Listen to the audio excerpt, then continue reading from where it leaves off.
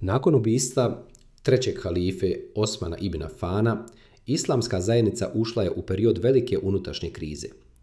Osmana su ubili pobunjenici nezadovoljni njegovim upravljanjem i nepotizmom, posebno davanjem položaja svojim rođacima iz porodice Umajada.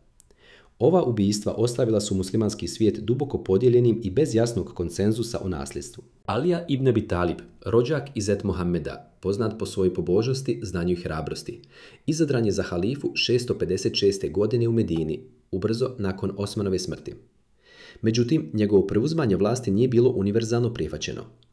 Mnogi ashabi, Muhamedovi drugovi, uključujući Ajšu, poslanikovu udovicu, Talhu i Zubeira, zahtijevali su pravdu i osvetu za Osmanovo ubistvo prije nego priznaju novog halifu.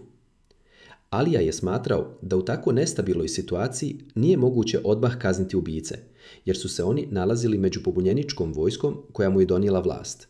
Zbog neslaganja oko pitanja Osmanove smrti i legitimnosti Alijevog halifata dolazi do prve oružane pobune protiv njega.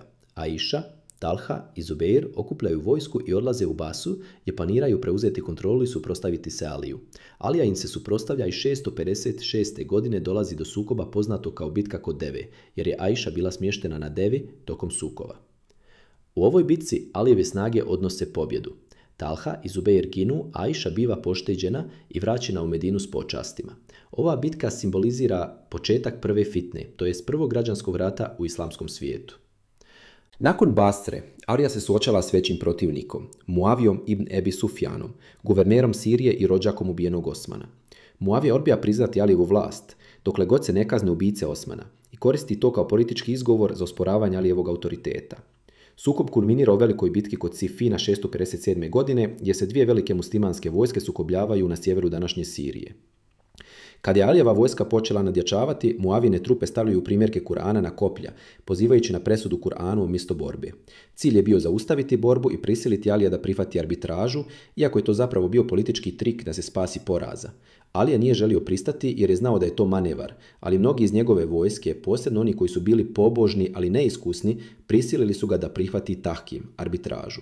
Međutim, ishod arbitraže ostaje nejasan i samo dodatno slabi njegov položaj. Dizanje Kurana na koplja ostalo je do danas simbol za licemjernu manipulaciju vjerom u političke svrhe, kada se sve to koristi da bi se postigao vlastiti interes, a ne istina i pravda. Mnogi iz Alijeve vojske smatraju da je pristankom na arbitražu izdao principe islama. Ti nezadovoljni borci izdvajaju se i formiraju novu frakciju poznatu kao Haridžiti, doslovno oni koji su izašli. Haridžiti vjeruju da presuda pripada samo Allahu i odbacuju i Alija i Muaviju i smatraju da je Alija pogriješio što je pristao na ljudsku presudu. Ubrzo podižu oružje i postaju prijetnja i Aliji i Muaviji. Kako bi suzbio ovu ekstremističku frakciju, Alija kreće u pohod protiv Haridžita. 658. godine dolazi do bitke kod Nahravana, gdje Alija poražava njihovu vojsku. Iako je pobjedio, ova borba protiv svojih bivših saboraca dodatno narušava njegov politički položaj. Uslijed konstantnih napetosti i slabljenja autoriteta, Alija gubi sve više podrške. Muavija učvršćuje vlast u Siriji, dok Alija ostaje bez šireg utjecaja izvan Iraka. Godine 661. dok je bio na molitvi u Kufi, Aliju ubija Haridžit po imenu Ibn Muljam, koji ga je smatrao odgovornim za podjele među muslimanima.